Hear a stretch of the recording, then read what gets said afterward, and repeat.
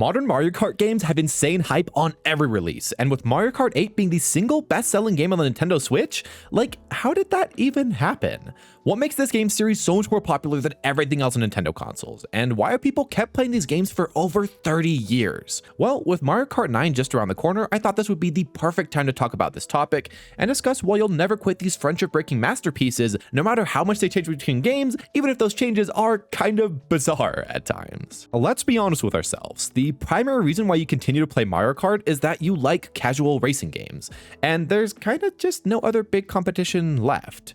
They all kind of died or shrunk dramatically, be it Sonic Racing, Crash Team Racing, or even Garfield Kart, the GOAT.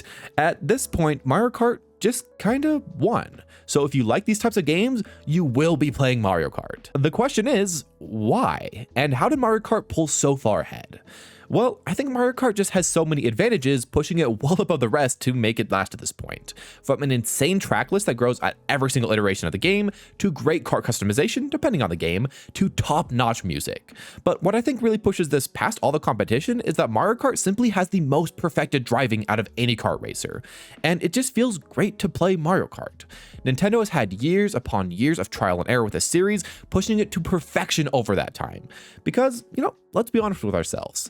If you play a lot of the earlier Mario Kart games now, if you didn't play those as a kid and if you aren't used to them, well, they're kind of impossible to control. Even if they are a good amount of fun, it's difficult. Proving that, well, it's just hard to make a kart racer game that feels simultaneously very intuitive, but also feels good to new players, which I think you do, of course, need in a more casual game like this. The pristine driving is such a key part to this series because it helps create the perfect mix of a competitive game where you can push the driving mechanics of this game, like drifting, way to the limit, while also being a great party game where OP items can carry low-placed players up a few places where the skills probably wouldn't take them normally, and they'll still feel quite good about that accomplishment.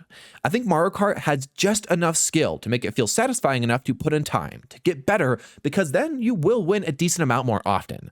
But also just enough luck to make sure that if you are one of those losing players, that your ego won't be bruised way too much, because you can kind of externalize a lot of your losses on those random items that are hitting you all the time. Even if those items may be generally helping you more than they're hurting you, I think that's still a strong suit. And this game creates an illusion that anyone could win at any time, which, while definitely not probable, the better players are probably going to win a lot more, it is still possible. A top player could be hit by 2 blue shells into 4 red shells and then land in last place at any moment.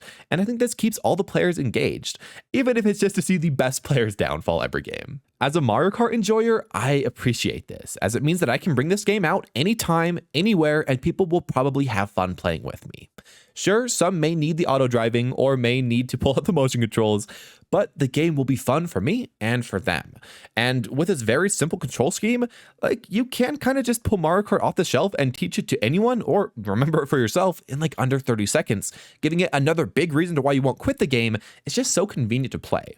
Now, it may not be the type of game that you grind all the time, every day, but when you need it, when you need that local multiplayer fun, Mario Kart is there to provide fun with, a night with the boys, a night at college, or even just time with your family. With that in mind, while I usually personally play Mario Kart games in person, then modern games also have surprisingly competent online. And unlike most other online Nintendo games, the infrastructure doesn't hurt it that much, because this game is a lot less about those millisecond to millisecond reaction speeds and a lot more about if you're taking the correct line in the course, about how you're moving yourself around the opponents, and about how you're, strategically using your items, which I think just feels good to play online. Something that I cannot say at all about the other online games like Smash Ultimate, which basically require you to have a modded Switch to play it with a mod to not have lag.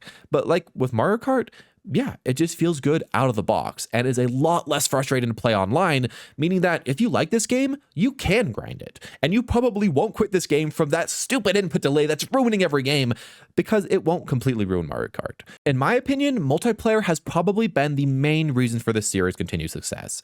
But it's not the only reason. I think its single player is actually pretty great too, even if it is pretty simple. Using the 50 to 200cc system allows for players to ease into the game if they want to, starting with slower kart speeds and easier CPUs, but then eventually ramping up into those master racers going at the speed of light, which are probably going to fall off the cliff, all within 4 races taking under 20 minutes. And for new players, I think it is a great way to practice and will continue to serve them well going into the future, as it seems like they won't remove this game mode. But I am also so excited to see what Mario Kart 9 may bring to the table for its single player modes. To my eyes, it looks as though we may have a new like NASCAR long form racing type mode with potentially refueling or just something else where you're going from era to era. Who knows exactly? And maybe this mode could allow us to upgrade our car as we go. Maybe we could unlock new parts to soup up our car as well. No matter what it ends up being, I'm excited for this change of pace. And I'm sure it'll be a big reason why a lot of the older Mario Kart players will come back and try out this new game, even if they already purchased the last one.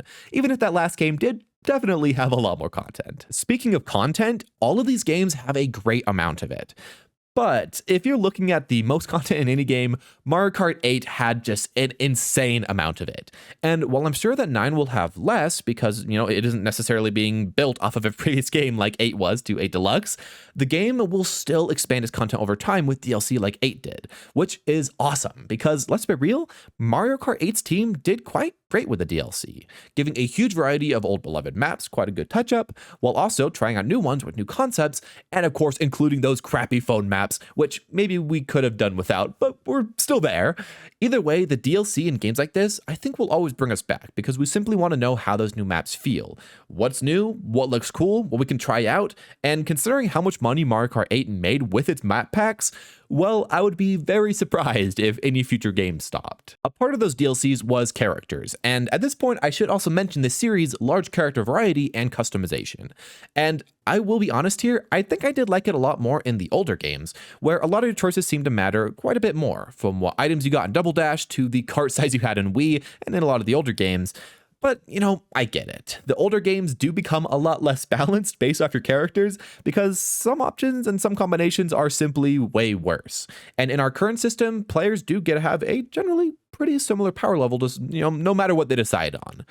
But I still can't not remiss on the hilarity that was Insane Weight, where you could push people off cliffs or just push them around in the old games. Or me as a kid having that massive off-roading stat to break courses, even though I probably wouldn't actually win against good players with that.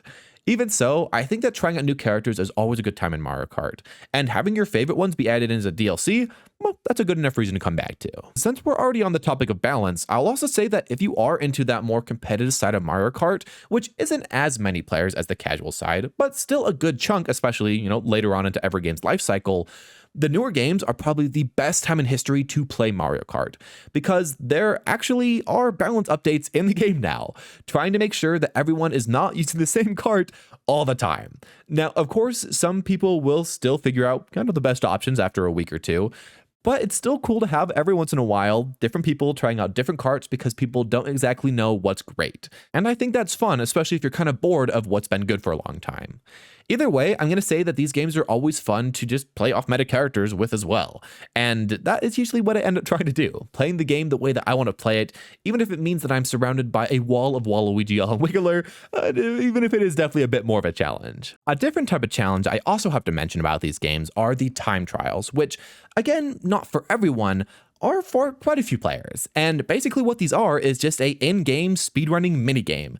And I think these are just so accessible and so smart. Compared to having to learn a full game, which like with Mario 64 takes at least an hour to go through, here you only have to learn a 3-minute course, with ghosts helping you see along the way what you gotta do and where you gotta go. So you don't necessarily need to always be looking up an online guide on your second screen, even though that can still be helpful at times. I know that Aiden from the yard grinds Mario Kart Wii to this day in this mode. And I think just if you ever get the itch to go back to an old game to feel how it controlled, but you don't have a ton of friends lying around, and you don't necessarily love the other single player modes, this can be a good middle ground to still feel like you're being challenged while also not being bored. My final point to why you will never quit this series is that even in the absolute worst case scenario, if the next game is complete and utter garbage, well, the old ones will always be there for you to play and to enjoy, as great as they ever were. You can have an amazing time running it down with 2 players on one car in Mario Kart Double Dash, throwing out custom items for each single character, which I did a ton as a kid with my sister, and that was awesome. Or you can spend time trying to learn the bikes in Mario Kart Wii, learning how to wheelie, learning how to get those exact lines, because that game is just so satisfying when you do that. Or maybe you just want to play a classic Mario Kart and have that classic feeling. Well, you can pull up the SNES, and while it doesn't feel like anything else, it's still a good time with you and one buddy. I think Mario Kart will just always have a lot of fun left for you, no matter how long it's been or no matter how the series changes. And I'll just put this out there right now. I would personally really love a Mario Kart collection on the Switch too. Being able to play all of those old games in any order, in any way, without having to bring out an old console, that would be so awesome and would help this series just last forever. So we could pray for that. But in general, I think there's just so many reasons why you will never quit this game, and those old games will always be one of them. With that all in mind, I don't think that Mario Kart will die for a long time. But like many other modern series these days, I've heard a lot of people complaining about modern Mario Kart, and just modern games in general. So right here I have a video talking about just that, if games are actually getting worse, or if people have just grown up and grown out of certain genres. So if the idea sounds interesting to you, please give that video a click, as I think you'd really like it. With that all said, I hope you enjoyed this video, and I hope you all have a wonderful day.